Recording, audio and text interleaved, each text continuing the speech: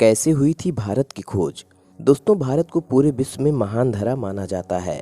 यहाँ का कल्चर और धर्म लोगों को इतना पसंद है, कई विदेशी भी अपनी मातृ धरा को छोड़कर भारत की धरा और संस्कृत का गुणगान करते हैं। लेकिन दोस्तों, क्या आपने कभी ये सोचा है कि आखिर भारत की खोज किसने की और इसका निर्माण कैसे हुआ था? आज के इस वीडियो में हम इसी टॉपिक पर चर्चा करने वाले हैं। शुरू करते हैं आज का ये वीडियो। लेकिन अगर आपने अभी तक हमारे चैनल द इलॉजिकल लैंड को सब्सक्राइब नहीं किया है तो कृपया चैनल को सब्सक्राइब कर लें और पास में बने बेल आइकन को जरूर दबाएं ताकि हमारे चैनल की नई अपडेट आप तक सबसे पहले पहुंचे।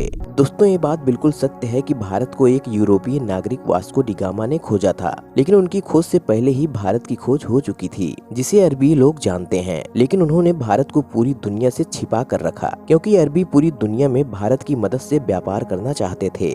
दरअसल भारत की धरा प्राचीन समय से ही काफी उपजाऊ रही, इसीलिए यहाँ मसाले जैसी अन्य महंगी चीजों का पैदावार काफी अधिक होता था और ये अरबी भारतीयों से मसालों और अन्य चीजों जैसे गोला बारूद इत्यादि को सस्ते में लेकर उसे यूरोपीय देशों में अधिक दामों पर बेचते थे। वहीं यूरोपीय व्यापारियों को ये बात तो पता थी, लेकिन वे इस बात से अनजान थे कि अरबी भारत से अपना व्यापार करते हैं और भारत जैसा कोई देश भी है, क्योंकि भारत तक पहुँचने के लिए केवल 3 मार्ग, जिनमें से एक बड़ा ही खर्चीला, लंबा और कठिन था और दूसरे मार्ग से इन अरबियों का जमावड़ा था, यानी ये उनका व्यापारी मार्ग था। और तीसरा था समुद्री मार्ग, जिसके रास्ते के बारे में किसी को नहीं पता था। और इन्हीं समुद्री मार्गों से वास्को डी गामा ने भारत की खोज की थी। हालांकि इससे पूर्व कोलंबस ने भारत को खोजने की कोशिश की थी, लेकिन भारत को खोजते खोजते उसने अमेरिका की खोज कर ली। दोस्तों, बात करें वास्को डी गामा की तो सन 1497 में अपने कुछ साथियों के साथ भारत की खोज करने के लिए रवाना हुए। इन्होंने अपनी यात्रा समुद्री मार्गों से प्रारंभ की थी। सबसे पहले Vasco D gamma south Africa के अंतिम छोर पर ठहरे और वहीं से मोसम्बा शहर से अपनी मदद की गुहार लगाई और वहां के राजा ने उनकी मदद करते हुए उन्हें एक अरबी यात्री दे दिया जो भारत का समुद्री मार्ग जानता था।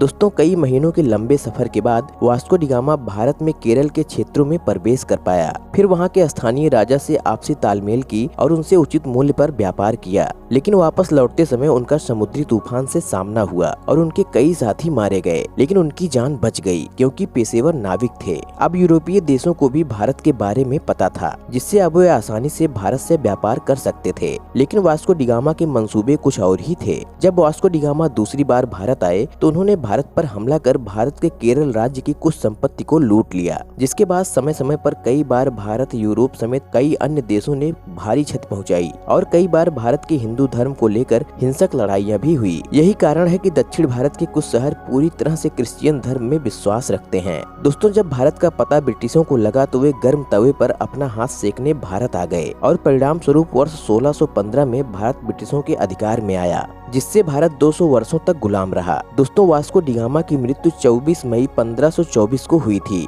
ये बात तो सही है कि अगर वास्को डी गामा भारत की खोज नहीं करते तो शायद उस समय भारत को कोई नहीं जान पाता। लेकिन ये बात बिल्कुल सही है कि अगर उन्होंने भारत की खोज न की होती तो भारत ब्रिटिशों का गुलाम भी न होता और भारत के पास आज से अधिक संपत्ति होती। तो दोस्तों, आज के वीडियो में बस इतना ही। अगर वीडियो पसंद आई हो तो लाइक, शेयर, सब्सक्राइब जरूर करिएगा और हमें कमेंट में वास्को डी गामा द्वारा भारत की खोज पर आपकी क्या राय है कमेंट करके जरूर बताइएगा। वीडियो में अंत तक बने रहने के लिए धन्यवाद।